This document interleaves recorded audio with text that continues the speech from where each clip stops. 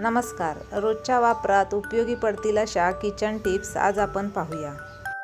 1. डोसा किंवा इडलीचे पीठ शिल्लक राहिल्यास ते आंबट होऊ नये म्हणून त्यात 2 हिरव्या मिरच्या टाकून ठेवाव्यात. इडलीचे पीठ जास्त आंबट होत नाही.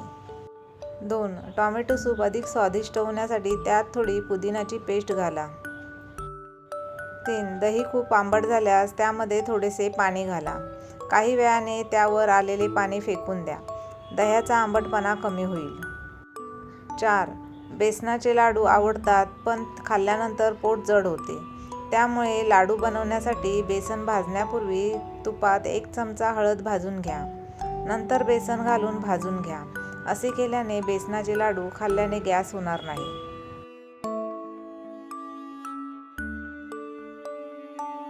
5. भाजी बनवताना भाजीमध्ये तुम्ही मॅगी मसाला किंवा छोले मसाला वापरून भाजीची म्हणजे जेवणाची चव अधिक वाढवू शकता.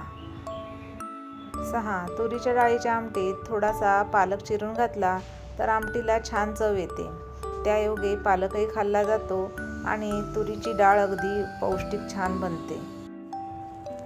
7. नूडल्स मोकळे होण्यासाठी शिजवताना त्यात 1 ते 2 थेंब तेलाचे टाकावेत आणि शिजवल्यावर गरम पाण्यातून निथळून घेऊन थंड पाण्याखाली ठेवावेत, म्हणजे नूडल्स मोकळे होतात.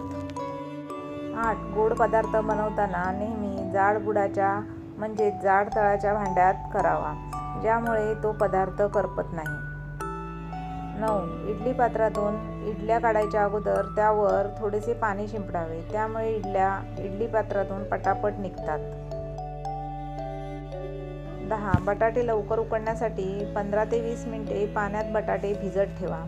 या ट्रिकने बटाटे लवकर उकडतील.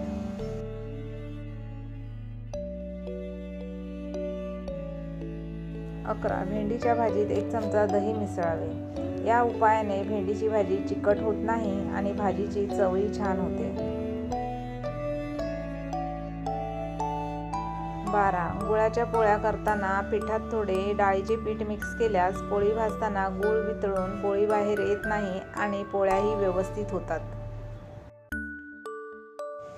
आपली 13 नंबर टिप्स आहे. अनेक वेळा स्टीलची भांडी एकात एक घुसून मग चिकटतात आणि अडकतात.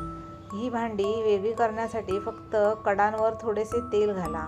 असे केल्याने थोड्याच वेळात भांडी एकमेकांपासून वेगळी होतील. आपली 14 नंबर टिप्स आहे. जर तुम्ही ब्रेकफास्टमध्ये उपमा बनवत असाल तर पुढच्या वेळी रव्यामध्ये पाण्यासोबत थोडंसं दही घाला. असे केल्याने उपम्याची चव चांगली तर येईलच, पण उपमा एकदम मोकळा आणि मऊ होईल. 15. लसूण सोलायला सोपा उपाय म्हणजे लसूण 10 सेकंद गरम पाण्यात टाका. साल लगेच निघते.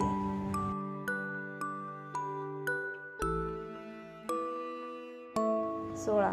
टोमॅटो पटकन सोलण्यासाठी टोमॅटोवर प्लस आकाराची चीर द्या. 1 मिनिट उकळत्या पाण्यात आणि मग थंड पाण्यात टाका. साल सहज निघते.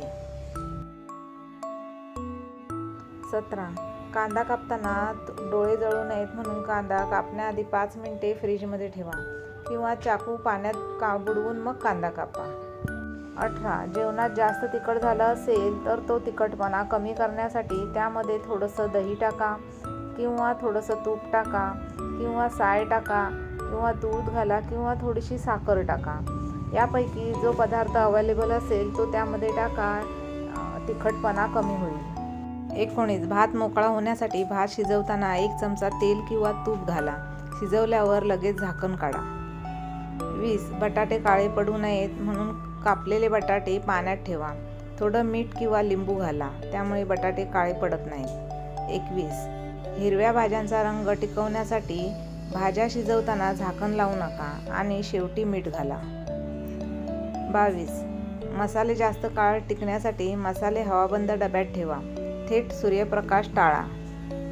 23. ग्रेव्ही चवदार होण्यासाठी कांदा नीट सोनेरी परता. शेवटी थोडं तूप घाला.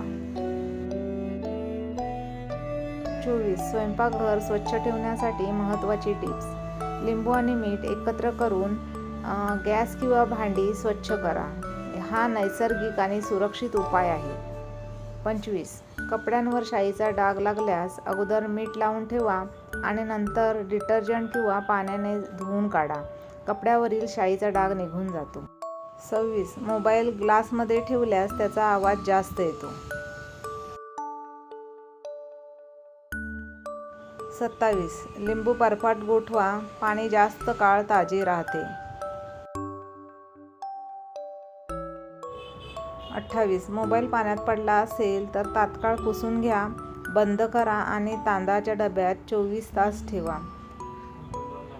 टिप नंबर 29 आहे, आरसा चमकवण्यासाठी पाण्यात थोडा व्हिनेगर मिसळून घ्या आणि मग आरसा पुसा. 30. मिक्सरच्या भांड्यातील वास घालवण्यासाठी लिंबाची साल आणि पाणी फिरवा. अशा ह्या रोजच्या वापरात येतील अशा उपयोगी किचन टिप्स आवडल्यास लाईक, शेअर, सबस्क्राईब करा. थँक्यू. धन्यवाद.